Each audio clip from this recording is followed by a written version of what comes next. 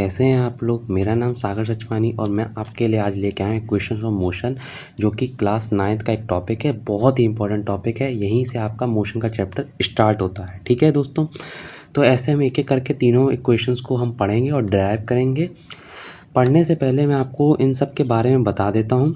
v का मतलब होता है फाइनल वेलोसिटी, u का मतलब होता है इनिशियल वेलोसिटी, और a का मतलब होता है एक्सेलरेशन, s का मतलब हम डिस्प्लेसमेंट और डिस्टेंस दोनों मान सकते हैं, t का मतलब होता है टाइम। फाइनल वेलोसिटी बोले तो जहाँ फाइनल वेलोसिटी मतलब जैसे हमारी कोई गाड़ी स्टार्ट हुई, जहाँ पे जाके वो रुकती है उसको वहाँ पे फाइनल वेलोसिटी कहते हैं। जब शुरुआत करती है तो उसको हम इनिशियल कहते हैं। ठीक है, एक्सेलरेशन जिस स्पीड्स के निरंतर लगातार से वो इंक्रीज़ कर रही है या डिक्रीज़ कर रही है। डिस्टेंस आपको पता ही है, टाइम आपको पता ही है। चलिए पहले आपको पहला इक्वेशन आता है आपका v is equal to u plus a t. ठीक है दोस्तों,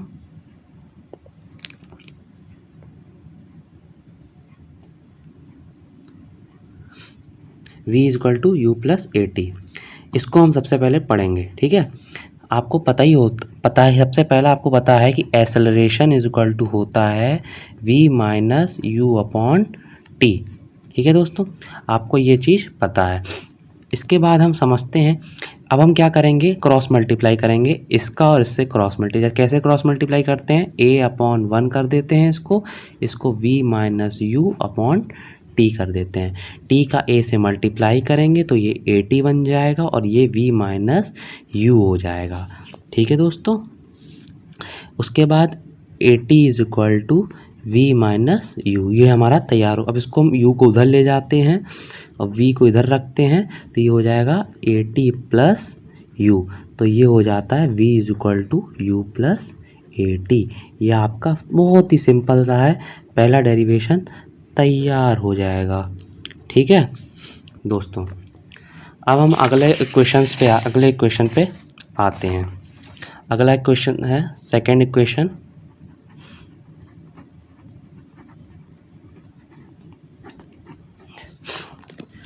अगला इक्वेशन है हमारा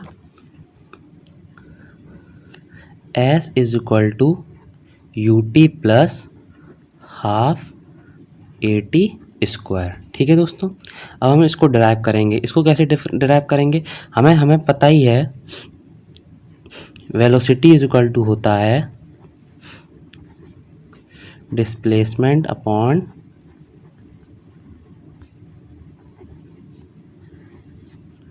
टाइम। अब आपको पता ही है डिस्प्लेसमेंट क्या होता है। डिस्प्लेसमेंट होता है शॉर्टेस्ट डिस्टेंस। जैसे समझ रहे हैं, जैसे आपको मान लीजिए कि यहाँ से कुछ दूरी पे जैसे आप लोग के आसपास भी कोई घर होते हैं तो बहुत बड़ी बड़ी गलियाँ भी होती हैं, तो आप क्या करते हैं, एक छोटा सा रास्ता ढूंढते हैं जिससे आप लोग को कम डिस्टेंस कवर करना है। उसी चीज़ को हम डिस्प्लेसमेंट कहते हैं। ठीक है दोस्तों, उसी को हम डिस्प्लेसमेंट कहते हैं। ठीक है, ये आपको पता ही है। अब हम इसको डिराइव करते हैं, तो वेलोसिटी को हम v से रिप्रेजेंट करते हैं, डिस्प्लेसमेंट को s से और इसको t से। ठीक है, और डिस्टेंस इज इक्वल टू होता है v इंटू टी, और distance is equal to v को हम कैसे कर सकते हैं, एवरेज। दरअसल ये एवरेज होती है ना, एवरेज वेलोसिटी होती है u plus v upon two into time. ठीक है, अब हम आगे बढ़ते हैं।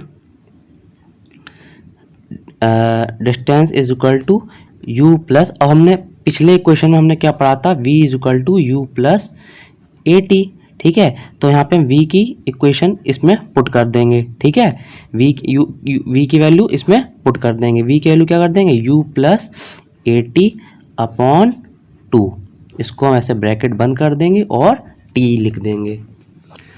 उसके बाद दोस्तों s is equal to 2u है, ये 2u plus a T upon two, इसको ब्रैकेट लगा देंगे और हम टी से कर देते हैं। अगले पेज पे आऊँ, अगर आप लोगों ने नोट कर लिया हो तो ठीक है।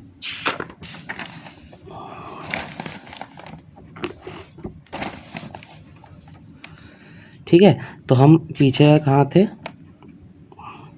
2 प्लस, एक बार मैं फिर से लिख लेता हूँ, 2u plus a T upon two into T. ठीक है, अब आपको पता है इसको हम कैसे लिख सकते हैं, सॉरी, इसको हम ऐसे भी लिख सकते हैं 2u/2 प्लस AT/2 ब्रैकेट बना देते हैं और इनटू इसको टी लिख देते हैं। तो हम s को जैसे लिखेंगे तो 2 से 2 कट जाएगा तो ये आपका u आ जाएगा, और इसको हम ऐसे भी लिख सकते हैं हाफ AT, ब्रैकेट बना देंगे और t लिख देंगे। ठीक है दोस्तों, उसके बाद हम लिखते हैं s is equal to, t को हम सबसे मल्टीप्लाई कर देंगे तो ये ut हो जाएगा, ये हाफ हो जाएगा और ये AT² हो जाएगा। ये हमारा दूसरा इक्वेशन तैयार हो गया। ठीक है दोस्तों, देख लिया आपने। अब हम पढ़ते हैं अपने अगले इक्वेशन की तरफ। जैसा कि आपको पता ही था, अभी हमने पढ़ा था डिस्टेंस इज इक्वल टू होता है एवरेज वेलोसिटी इनटू टाइम। ठीक है, डिस्टेंस इज इक्वल टू क्या होता है, एवरेज वेलोसिटी इनटू टाइम। तो जब इसको हम सॉल्व करेंगे, s is equal to u plus v/2। अब यहाँ से हम t की वैल्यू निकाल लेते हैं। t की वैल्यू कैसे निकलेगी, यहाँ साइड में निकाल देता हूँ आपको वैल्यू। t की वैल्यू कैसे निकलेगी, v is equal to u plus AT होता है, तो t की वैल्यू कैसे निकलेगी, v माइनस u/a, और ये आपका आ जाएगा t। इसको हम ब्रैकेट में ऐसे बना देते हैं। ठीक है दोस्तों, यहाँ से हम इक्वेशन से इसको t की वैल्यू पुट कर देंगे। अब आइए इधर, तो t की वैल्यू हमने यहाँ क्या निकाली, v माइनस u/a। ठीक है, बस आपका डेरिवेशन अब सॉल्व हो जाएगा। सॉल्व कैसे हो जाएगा, s को हम s की तरह लिखेंगे, इसको हम कैसे लिख सकते हैं, u, इसको हम लिख सकते हैं, देखो ऊपर आपका क्या है, u प्लस v है। ठीक है, तो इसको हम कैसे लिख सकते हैं, v प्लस u/2। इसको भी हम लिख सकते हैं v माइनस u/a। ठीक है, तो अब आपका तैयार हो गया s is equal to v plus u multiply v minus u और अपॉन में 2a। ठीक है दोस्तों, उसके बाद आपको इसको मल्टीप्लाई कर देना है, तो ये आपका 2as हो जाएगा और आपका ये v² माइनस u²। अब आप सोच रहे होगे कि ये कैसे आया, ये आपका ऐसे आया। आपने एक आइडेंटिटी पढ़ी होगी a प्लस b और a minus b is equal to होता है a² माइनस b²। ये अगर आपने आइडेंटिटी नहीं पढ़ी तो इसका भी मैं अलग से एक चैप्टर बना दूंगा आइडेंटिटी इसका। ठीक है, तो चलिए इस पे आते हैं। तो ये आपने पढ़ लिया। अब इसको हम ऐसे भी लिख सकते हैं v² minus u² is equal to 2as। इसको हम ऐसे भी लिख सकते हैं v² is equal to 2as plus u²। आपको जैसे मन चाहे वैसे आप इसको इस्तेमाल कर सकते हैं। ठीक है, तो आपने सब कुछ पढ़ा। ये आपका थर्ड है, ये आपका सेकंड है और ये आपका फर्स्ट है। ठीक है, एक बार हम लोग रिमाइंड करके दिखा देता हूँ आपको ताकि आप लोग नोट कर सकें। ठीक है, थैंक यू दोस्तों, और हाँ, लाइक एंड शेयर ज़रूर करिएगा।